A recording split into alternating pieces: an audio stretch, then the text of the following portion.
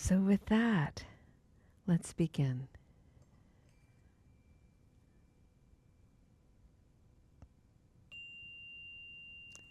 Welcome, everyone. This is Recovery Dharma. My name is Julia. I'm one of the facilitators in this beautiful community, and it is a privilege to be here today practicing. For the month of October, we're stepping into a new theme. And what I want to share with you today and this month is something called 4 grounding practices. If you've ever been around meditation or contemplative practice in general, you will have encountered the word grounding or the action to ground. And I wanted to spend some time today and tomorrow kind of setting the stage for why that is so important. Why, from a spiritual point of view, from a physical point of view, from a psychological point of view, to ground is to step through a threshold into enormous healing. So I'd like to begin our practice today by sharing with you a sentiment of metta. Metta is loving kindness.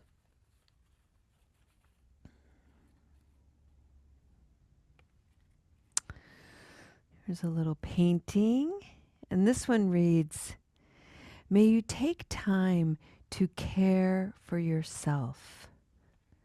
May you take time to care for yourself."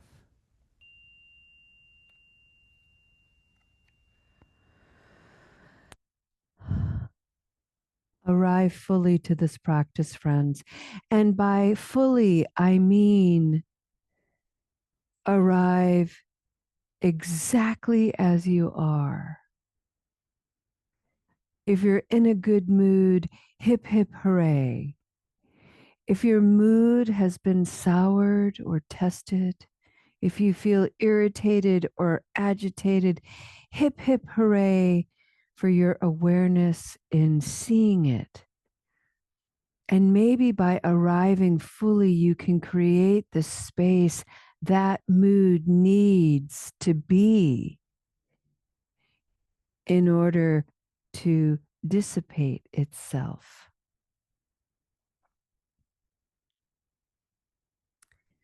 A couple of weeks ago, a Sangha member shared with me a session they had had with their therapist who was asking them about how they are taking care. And so the Sangha member described all the things, I'm eating well, I'm exercising, I'm resting, I'm staying hydrated. And the therapist was like, that is excellent maintenance, self-maintenance. What I am curious about is, how are you taking care? I loved that question. And I'd like to bring that into a grounding practice today. Because to ground, to connect to the earth, to connect to nature, to connect to my true nature, which is intimately, incorruptibly connected to the earth. All of that connecting is extraordinary care. It is a reminder of who I really am. It is an invitation for me to peel away the layers of legacy, the layers of hauntings, the layers of harshness, the layers of bleakness, neglect, trauma, and get to the heart of my nature, which is profound in its capacity to care.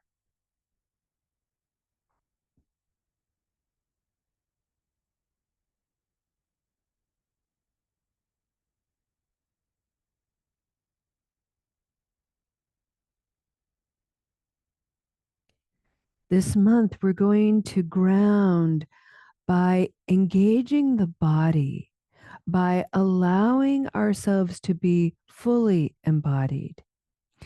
Each week for the next 4 weeks, we're going to explore 4 different areas of the body, and we're going to use as a guide the chakra systems, which are connected to the Hindu traditions and exploring energy within the body.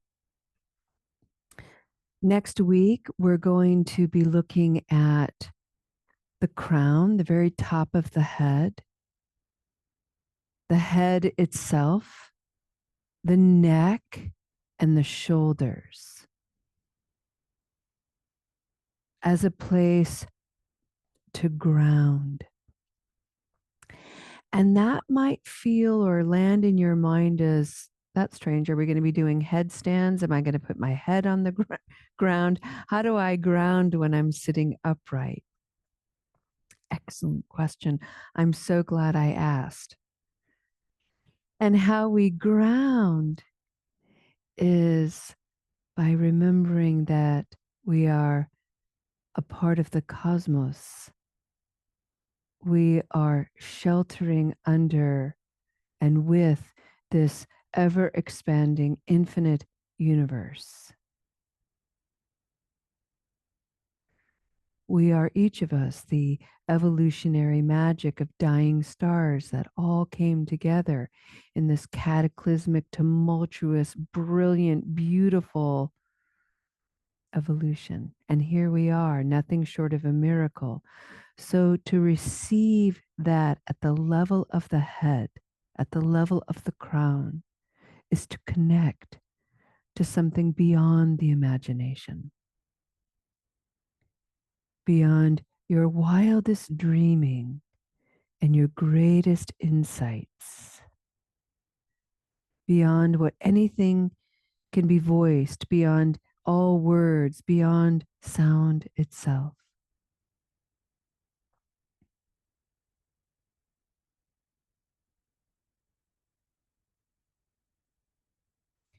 We ground this because many of us carry the weight of the world on our shoulders. It's why there are mythologies about this. Atlas carried the weight of the world. It's a very common human thing. And so to ground, to realize, oh my goodness, I am always receiving the mystery and magnificence of the universe from the crown down. I can relinquish some of the weight of the world. I can maybe shake it off by shaking my shoulders. And I can allow my shoulders to descend, to partner with gravity and receive fully the connection of the cosmos.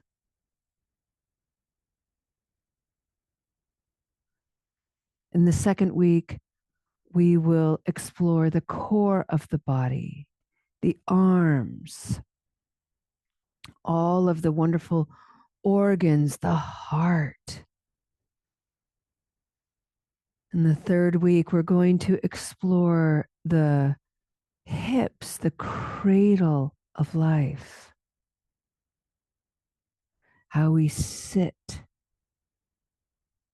how we anchor. And then the last week, we'll explore our legs and feet.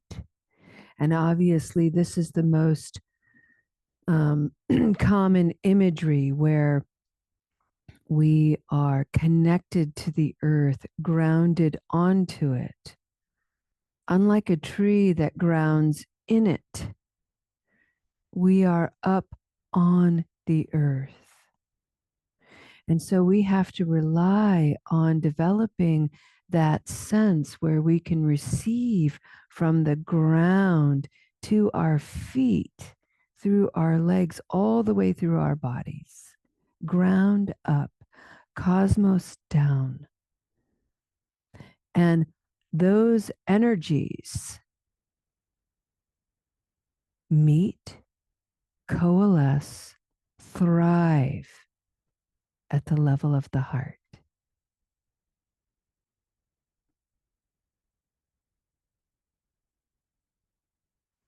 That is the place of profound centering. That is the place of impeccable equanimity.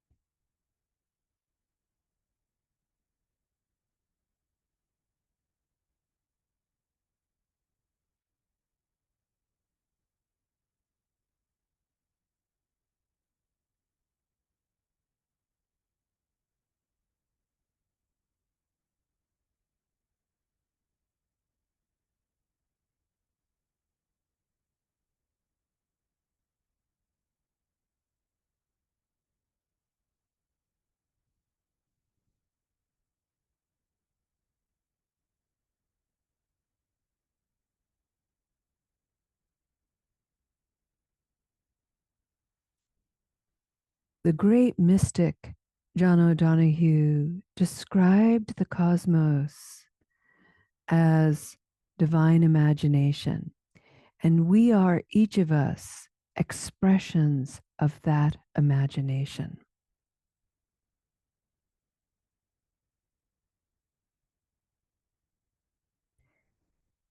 The great cosmologist Brian Cox said, as far as we can tell, we are the only life forms that can assign meaning to all of this. Our consciousness has evolved in that way where we are defining it and assigning meaning, and therefore being alive as an expression of the divine imagination means something. And we are all, each of us, daughters and sons of the earth.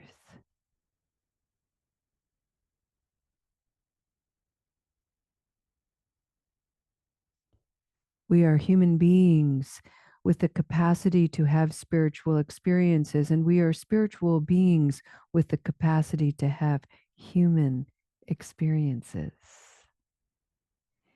In this, we ground. In this, we center. In this knowing, we live from that heart center.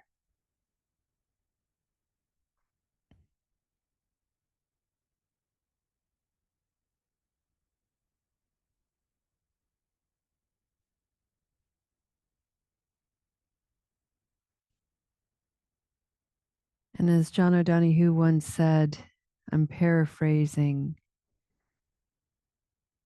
even should we stumble, the earth will rise to meet us.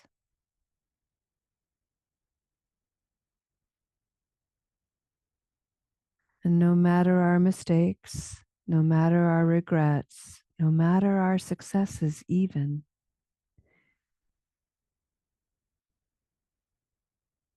from the eyes of the divine, we have never been, nor shall we ever be, a mistake. We all belong here because we are here.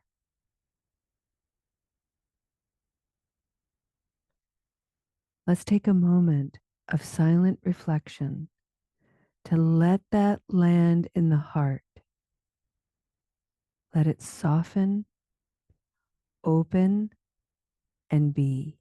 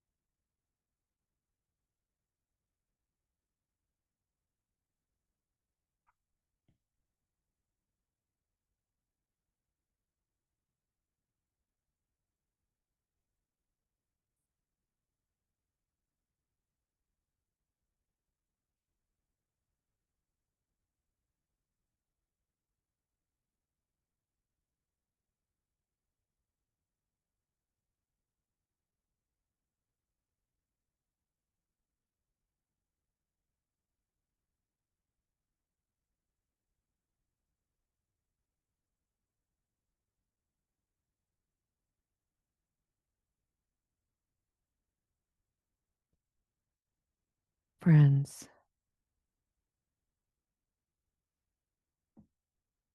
I feel this well of gratitude and appreciation for this time to be caring toward myself with you. This really does feel like an enormous kindness toward myself. And I'm contemplating, and I'll continue to contemplate the words to take care. I don't know that I want to take something to care. I really would rather be caring. So I'm just going to play with that in the coming month. What does it mean to take care for me? And can I look at it in a different way? Can I be more caring? And by extension, share my care. Regardless, being here today, prioritizing this time together matters so much to me, and it really lands on my crown, in my imagination, in my throat, in my ears, on my shoulders, as warmth, as affection, as loving kindness. Thank you, friends. Alrighty, friends, let's go ahead and end our practice with a dedication of merit. And today, I would like to, as our dedication, I'd like to read the dedication that's in this book, actually in the Sate Seva book. It's what you are met with at the very beginning. May the wisdom of love encourage presence and care. May the tenderness of love be forgiving and accepting. May the strength of love nurture healing creativity. May the eyes of love gaze with gentle belonging. May the divine call to love ripple far and wide.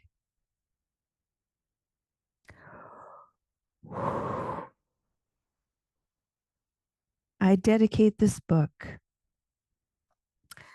to loved ones for all the ways they inspire, challenge, and shape us.